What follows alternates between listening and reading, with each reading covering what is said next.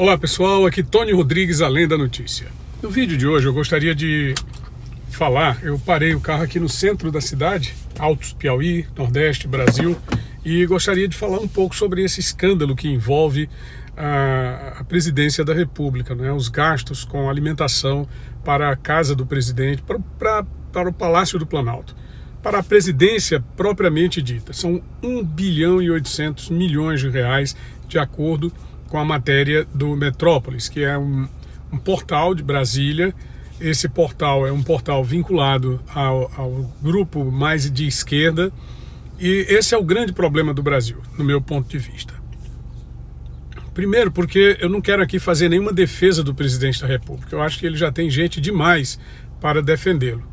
O que eu quero é refletir sobre a situação do nosso país frente a esses desmandos que periodicamente acontecem. Quem está pedindo o impeachment do presidente por esse motivo e por outros motivos alegados nos 52 pedidos que foram protocolados até agora na Câmara Federal, são pessoas que pertencem aos mesmos partidos de esquerda que silenciaram diante dos inúmeros desmandos que foram praticados nos governos de Lula, da Dilma, do próprio ex-presidente da República, Fernando Henrique Cardoso. Eu fico olhando para essas pessoas na televisão, o cinismo dessas pessoas pedindo o impeachment do presidente Bolsonaro. E antes que alguém venha dizer que eu estou aqui passando pano, porque agora criou-se essa nomenclatura, né? Passar pano, parece uma palavra só, um substantivo composto, passar pano para o presidente da República. Não existe isso. Eu tenho minha liberdade, digo o que eu penso e acho que realmente, se houver uma irregularidade constatada, se houver uma motivação efetiva, é claro que o presidente ele deve ser punido. Eu só não acho que o impeachment seja a punição a ser aplicada nesse momento, porque não existe ambiente. Conforme foi declinado por vários especialistas na ciência política, né, na análise do comportamento político do brasileiro, da própria sociedade, do tocante à sua economia, o ambiente político para o impeachment, ele só existe quando nós temos um desajuste muito grave, tanto na presidência, a corrupção desmedida que foi durante o governo de Fernando Collor de Mello, o mar de lama que foi denunciado no governo de Getúlio Vargas, que seria fatalmente empinchado, como se diz, se não tivesse atentado contra a sua própria existência, que foi o caso de 24 de agosto de 1954, com o que resultou na Carta Testamento e o que o Brasil viu depois daquilo, né? Quase que tivemos ali mesmo um golpe militar. Esse golpe só veio a acontecer 10 anos depois, porque esse ato do presidente Getúlio Vargas, ele adiou por 10 anos o golpe dos militares. Mas enfim, o ambiente de total decomposição financeira, econômico-financeira do Brasil durante o governo Dilma, o segundo mandato principalmente, a partir do último ano do primeiro mandato, e o segundo mandato logo a partir de 2015, quando nós tivemos aquela explosão de desempregados no Brasil, que chegou a 12 milhões e 700, quase 13 milhões de pessoas desempregadas em nosso país. Então, esse é um ambiente de decomposição econômica. A própria mobilização das pessoas nas ruas, pessoas que, independente de partidos, foram para as ruas protestar contra o governo e exigir o afastamento da presidente da República. Daí que essa história de golpe, ela não se fundamenta, que é sustentada pelos seguidores da Dilma e do PT, exatamente porque o golpe, ele só se foi um golpe dentro do golpe. As pessoas dentro do próprio grupo ali, porque o Temer era o vice-presidente da Dilma. Mas o que eu estou falando, todo mundo está entendendo, é o golpe institucional. Não houve ruptura do sistema democrático. O que houve foi um afastamento da presidente da República por irregularidades cometidas e por pressão da sociedade. Porque muitos presidentes cometeram irregularidades e mesmo assim o Congresso Nacional não tomou providências.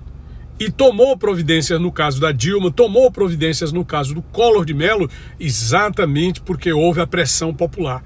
Então cadê a pressão popular no caso do presidente Bolsonaro?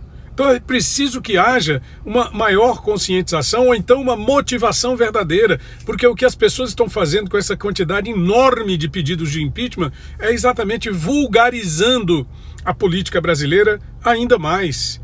Isso me leva a uma outra reflexão, que nós não temos mais no Brasil políticos, pessoas que estejam dedicadas à causa pública. O que nós temos em nosso país são pessoas que entram na vida pública para obter vantagens pessoais, fazem um barulho danado, na maioria são empresários patrocinados por grupos empresariais ou que se adonam dos poderes da República para serem patrocinados pelo chamado famoso Caixa 2. Isso não é político.